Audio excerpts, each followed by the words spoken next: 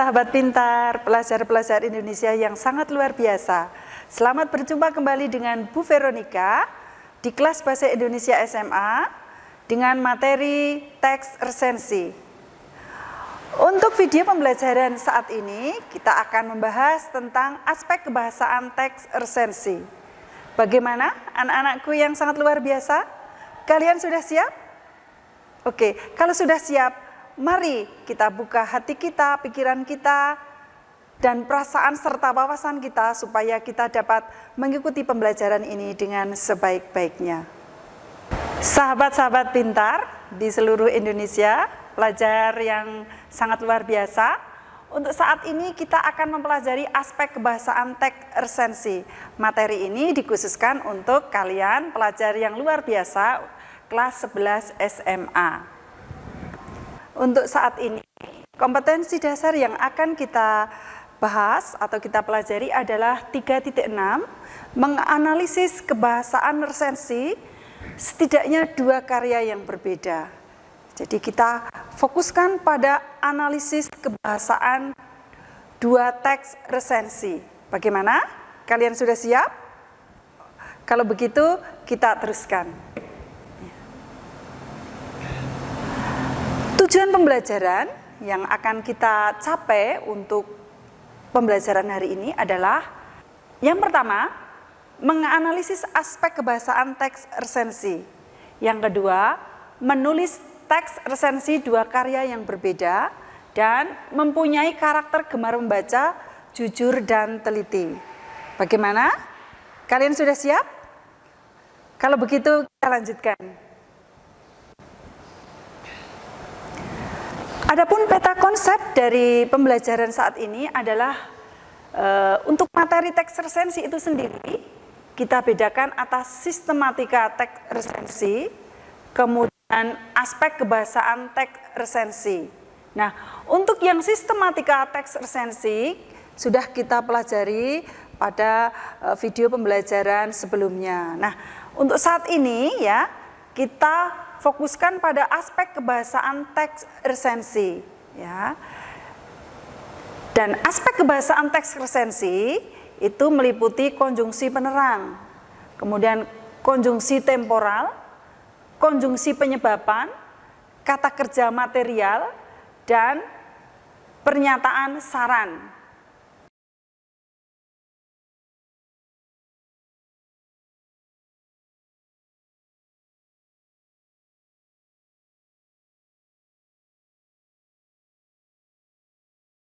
Anak-anakku yang hebat, berikut ini Ibu akan memberikan contoh, ya, contoh resensi. Yang pertama dalam bentuk video, kemudian yang kedua dalam bentuk teks. Mengapa demikian? Ya, di era digitalisasi ini, ya, salah satu bentuk resensi, ya, ada dalam bentuk video. Ya, jadi ini juga merupakan ladang pencaharian. Suatu saat kalau Anda menguasai cara membuat resensi. Jadi Anda membuat teks, kemudian Anda bacakan dalam bentuk video, kemudian Anda upload ya di channel YouTube atau TikTok dan lain sebagainya. Ya. Silahkan menyimak dan catat poin-poin penting yang ada di dalamnya.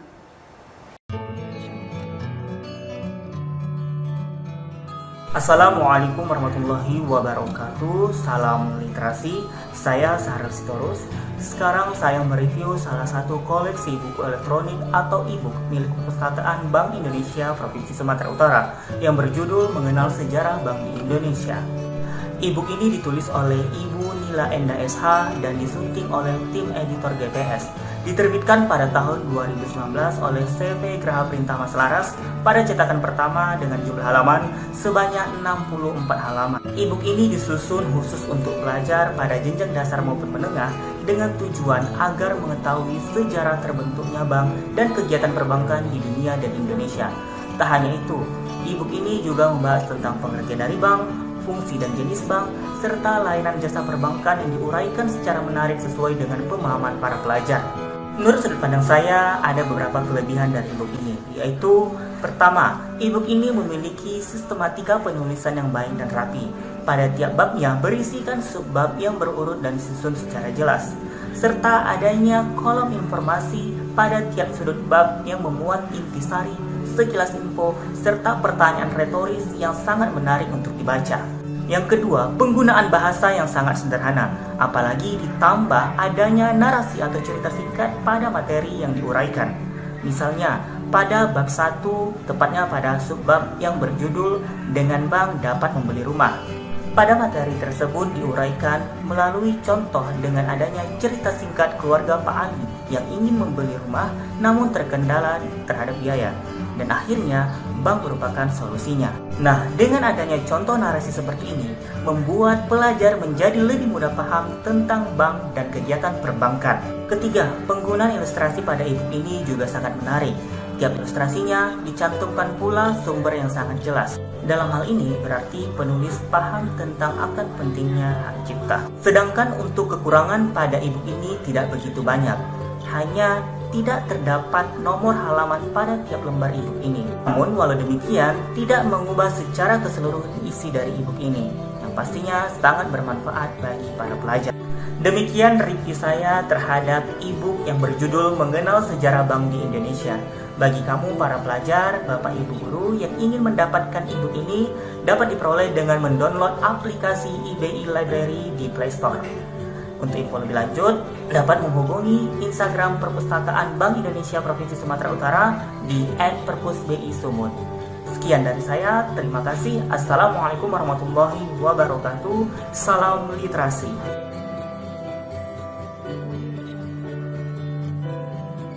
Anak-anakku yang hebat, anak-anakku yang luar biasa, kalian tadi sudah menyaksikan dan menyimak contoh resensi dalam bentuk video. Berikut ini akan kita cermati contoh resensi dalam bentuk teks. Nah, seperti apa itu? Nah, seperti ini. Ya, susunannya adalah seperti ini. Ini ada bukunya, kemudian ini ada identitas buku. Nah, di sini nanti ada judul dan ini adalah teksnya. Ya, seperti itu. Nanti dapat Anda baca di Google Classroom kita, banyak sekali contoh-contoh yang sudah Ibu berikan. Bagaimana? Kalian sudah dapat memahami tentang bentuk penyajian resensi? Baiklah, kalau begitu kita lanjutkan materi selanjutnya. Sahabat pelajar yang sangat luar biasa, tadi kalian sudah melihat dua bentuk resensi. Yang pertama dalam bentuk video, kemudian yang kedua dalam bentuk teks. Ya. Pada dasarnya sama, hanya bentuk penyajiannya berbeda. Baiklah sahabat pintar, kita mengingat kembali materi sebelumnya. Sebelum kita membahas tentang aspek kebahasaan teks resensi, kita ingat dulu sebenarnya resensi itu apa, ya? Resensi berasal dari bahasa Belanda recensie dan dalam bahasa Latin recensio, ya, yang memiliki arti mengulas kembali. Sedangkan dalam KBBI, resensi memiliki arti sebuah ulasan buku. Jadi dapat diartikan bahwa resensi merupakan ulasan kembali sebuah karya, baik buku, film, ataupun album. Ya. Menulis resensi terdiri dari kelebihan, kekurangan, dan informasi yang diperoleh dari buku tersebut dan disampaikan kepada masyarakat. Resensi merupakan pertimbangan baik buruknya suatu karya. Orang yang menyusun resensi disebut peresensi atau resensator. Dalam resensi sebuah buku haruslah objektif, sesuai dengan kualitas buku dan isi buku yang dibaca. Bagaimana? Kalian sudah ingat? Baiklah, kalau begitu kita lanjutkan pada materi selanjutnya. Sistematika resensi, kita ingat kembali pelajaran sebelumnya, ya. Sistematika resensi meliputi judul resensi, ya, kemudian identitas karya, kemudian pendahuluan, ya, memperkenalkan pengarang, tujuan pengarang buku dan lain-lain. Kemudian intisari, ya, atau sinopsis, kemudian keunggulan buku, kekurangan buku, dan penutup. Bagaimana anak-anak? Kalian sudah ingat? Baiklah, kalau begitu kita lanjutkan pada materi aspek kebahasaan resensi. Nah, yang dimaksud dengan aspek kebahasaan resensi itu apa ya? Bagaimana? Kalian sudah ingat atau mungkin pernah mendengar ataupun membaca? Kalau pernah, kita fokuskan pada materi berikut ini, ya. Aspek kebahasaan resensi dan teks resensi, ya. Penyajian tulisan resensi bersifat padat, singkat, mudah ditangkap, menarik, dan enak dibaca. Ya, secara keseluruhan, bahasa resensi dapat dilihat dari dua hal. Bahasa yang disajikan di media cetak dan menggunakan bahasa santai atau populer karena dinikmati oleh semua pembaca. Ya. Kemudian, pemilihan ragam bahasa perlu dipikirkan oleh seseorang yang akan meresensi suatu karya. Karena hal ini berhubungan dengan sasaran pembaca teks resensi. Ya. Jika teks resensi dibuat untuk kalangan muda, ya seperti kalian, ya dibuat untuk kalangan muda, maka ragam bahasa yang digunakan adalah bahasa pergaulan anak muda. Sebaliknya, jika teks resensi ditujukan untuk di media cetak, ya seperti koran, majalah, maka ragam bahasa yang digunakan adalah bahasa ilmiah populer. Ya, teks resensi memiliki aspek-aspek kebahasaan seperti ya, konjungsi temporal, konjungsi penyebaban, konjungsi penerang, menggunakan pernyataan yang berupa saran, kata serapan, dan kata asing. Ya, bagaimana anak-anak? Ya, mungkin nanti ada tambahan lagi tentang aspek kebahasaan itu apa saja. Kita cermati slide berikutnya. Next. Ya. Nah, ini anak-anak ya, secara garis besar, ya, aspek kebahasaan teks resensi adalah yang pertama konjungsi penerang, ya. Yang kedua konjungsi temporal, ya. Yang ketiga konjungsi penyebaban. Yang keempat, kata kerja mental. Yang kelima, kata serapan dan kata asing. Dan pernyataan saran. Ya. Bagaimana ya?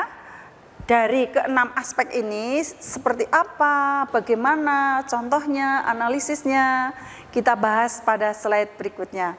Sudah siap? Tetap fokus ya. Aspek kebahasaan yang pertama adalah konjungsi penerang.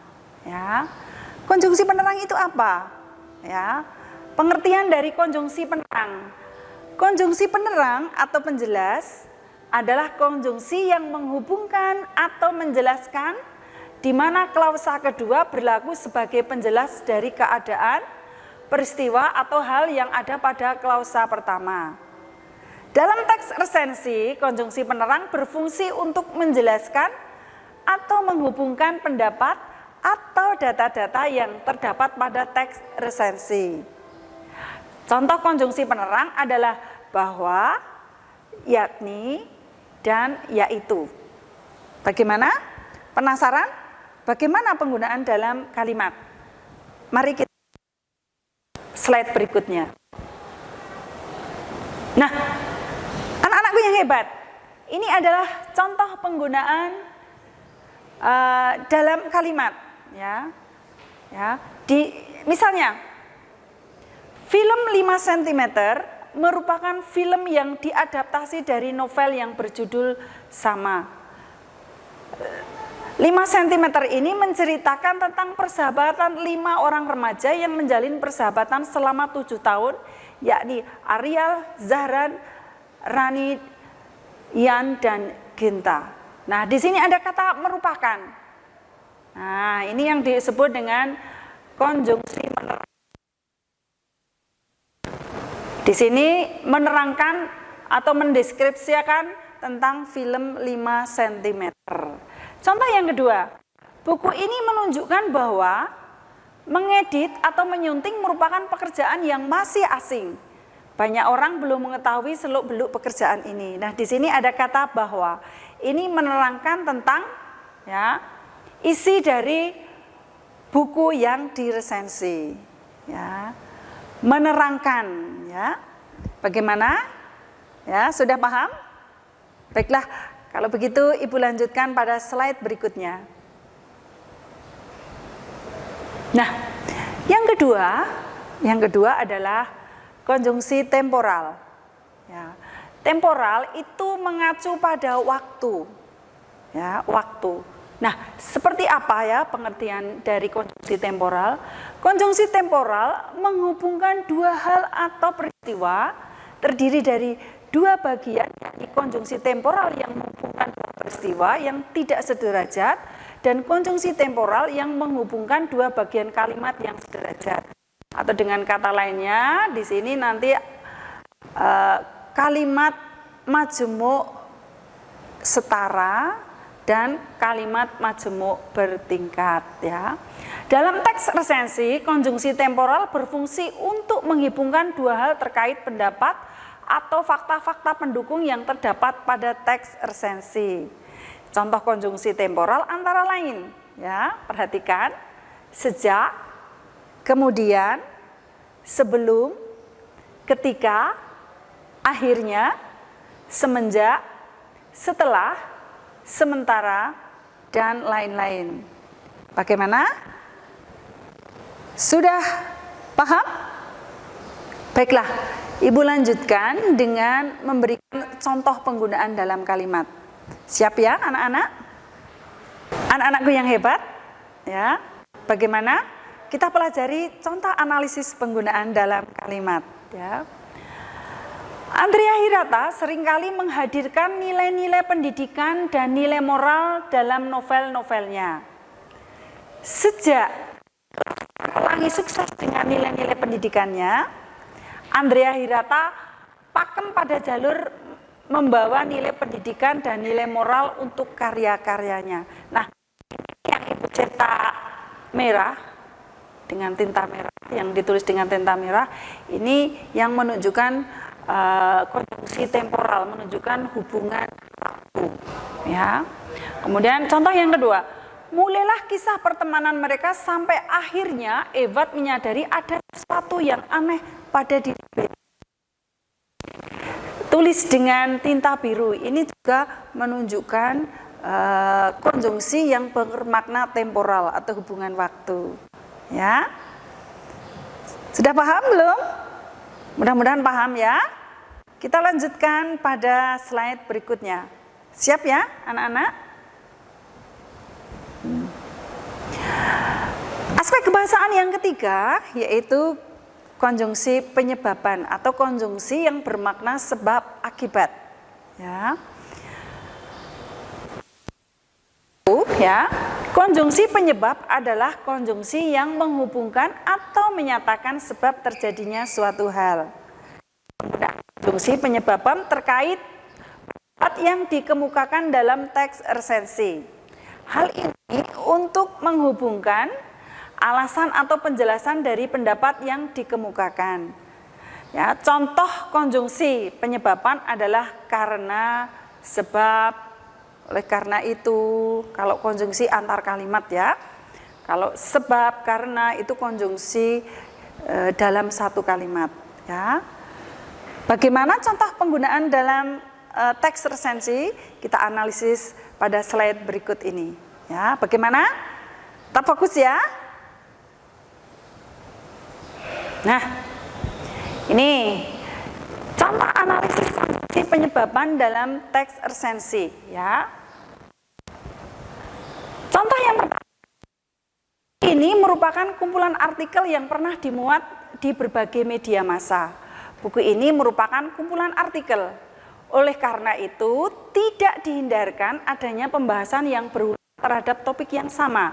Penyajian buku ini dapat dikatakan kurang sistematis. Nah, di sini ada kata oleh karena itu. Ya, ini menunjukkan ya hubungan sebab akibat antar kalimat. Ya. Kemudian contoh yang kedua, kelemahan yang cukup mengganggu terdapat pada halaman 3 sampai dengan halaman 6 karena urutan dan posisi lainnya terbalik. Di sini ada kata karena. Ini menunjukkan hubungan sebab akibat dalam satu kalimat. Nah, contoh yang ketiga ya, ini agak panjang ya. Buku ini penting untuk dibaca siapa saja, terutama para sejarawan, peneliti, dan para pendidik di sekolah Islam maupun umum, agar sejarah yang diajarkan adalah yang benar. Sebab hanya dari sejarah yang bertutur secara benar pula lah nantinya bisa menjadi obor risalah bagi keberlanjutan peradaban manusia. Dan ini ada sebab ya. Ya, di sini akibat, ini sebab. Ya, ini menunjukkan hubungan sebab akibat ya. Bagaimana anak-anak? Ya. Kita lanjutkan pada aspek kebahasaan yang berikutnya. Anak-anakku yang hebat, aspek kebahasaan selanjutnya adalah kata kerja mental. Nah, kok kata kerja mental seperti orang sakit ya nak ya? Tapi sebenarnya kata kerja mental itu sangat sering kita gunakan dalam pemakaian baik dalam tata tulis maupun dalam pembicaraan. Nah, seperti apa kata kerja mental itu? Mari kita simak uraian berikut ini. Kata kerja mental adalah jenis kata kerja yang digunakan untuk menjabarkan reaksi, respon, atau sikap seseorang terhadap suatu tindakan atau aktivitas. Ya. Jenis verba ini dikenal juga dengan sebutan kata kerja behavior atau verba tingkah laku karena menggambarkan perilaku seseorang terhadap suatu kejadian atau fenomena yang dialami. Ya. Dalam konfigurasi sebuah kalimat, kata kerja mental sebagai predikat tidak dapat berdiri sendiri. Keberadaan kata kerja mental dalam kalimat sangat tergantung pada subjek dan kejadian atau fenomena yang dijabarkan. Nah, contohnya seperti apa? Simak slide berikut ini ya. Anak-anakku yang hebat, bagaimana contoh penggunaan kata kerja mental dalam kalimat? Mari kita perhatikan contoh kalimat berikut ini. Yang pertama, buku ini memiliki keunggulan dari segi karakteristik tokoh-tokohnya sehingga pembaca dapat dengan mudah menyelami karakter para tokohnya. Jadi di sini ada kata menyelami. Ya, menyelami. Ini adalah kata kerja mental. Kemudian yang kedua, novel ini membawa pembacanya untuk tidak hanya menikmati kisahnya, ya. Mulailah kisah pertemanan mereka sampai akhirnya Edward menyadari ada sesuatu yang aneh pada diri Bella. Nah, ini ada kata menyadari. Ada sesuatu yang memikat pada kubus kecil ini, ada kata memikat. Kemudian ia memiliki konsep sederhana, elegan, namun secara mengejutkan, sulit untuk diselesaikan. Ada kata mengejutkan. Nah, ini kata-kata yang dicetak miring tadi ada menyelami, menikmati, menyadari, memikat, mengejutkan. Ini adalah kata kerja yang mempunyai efek psikologis ya terhadap pembaca dan terhadap subjek. Jadi ini kata kerja yang tidak bisa. Ya, kita lanjutkan pada aspek kebahasaan yang selanjutnya. Bagaimana? Sudah paham? Mari kita lanjutkan pada aspek kebahasaan teks resensi selanjutnya. Sahabat pelajar Indonesia yang sangat luar biasa, aspek kebahasaan teks resensi selanjutnya adalah kalimat saran. Dalam kehidupan sehari-hari kita sering menggunakan kalimat sebaiknya para siswa mengerjakan tugas dan mengumpulkan tugas tepat waktu, atau hendaknya kalian menghormati orang tua. Ya. Ada kata sebaiknya, hendaknya. Ini adalah menyarankan atau bermakna menyarankan sesuatu. Ya. Nah, kata-kata ini juga digunakan dalam teks resensi. Bagaimana ya aplikasi dan penggunaan dalam teks resensi? Baiklah, kita pahami dulu pernyataan saran itu seperti apa? Mari kita lihat teks berikut ini. Teks resensi pada umumnya menggunakan pernyataan-pernyataan yang berupa saran atau rekomendasi pada bagian akhir teks. Hal ini ditandai oleh kata jangan, harus, hendaknya, sebaiknya, agar pembaca dapat mempertimbangkan rekomendasi dari teks resensi. Jadi, yang Ibu cetak merah ini yang menunjukkan bahwa kalimat ini bermakna saran, ya. Nah, bagaimana penggunaan dalam penulisan teks resensi? Kita analisis ya. Sudah siap? Ya, kita analisis pada slide berikut ini. Ya. Contoh analisis penggunaan pernyataan saran dalam teks resensi. Kalimat yang pertama, ya, sebaiknya buku ini dibaca oleh orang-orang yang pesimis dengan mimpi-mimpi mereka. Terlebih lagi, buku ini banyak mengandung unsur pendidikan dan mengajarkan kita untuk lebih mandiri dan bertanggung jawab.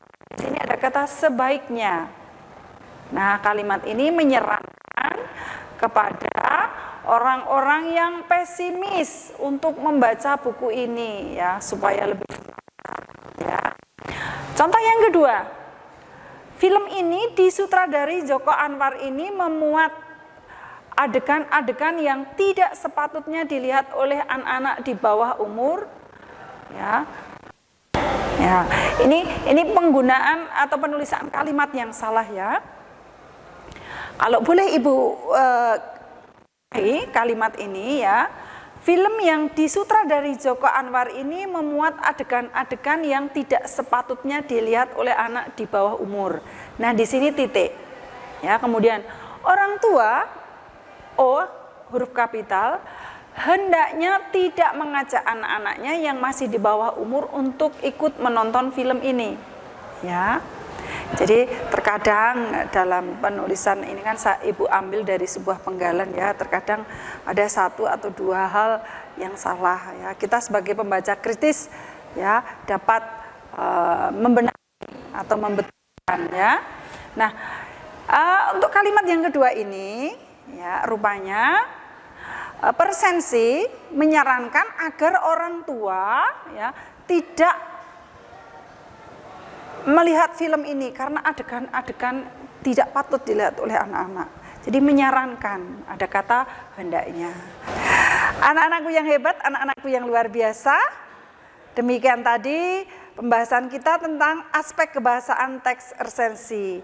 Mudah-mudahan kalian semakin paham dan dapat segera menulis teks resensi berdasarkan dan memperhatikan aspek-aspek kebahasaan yang harus ada dalam teks resensi.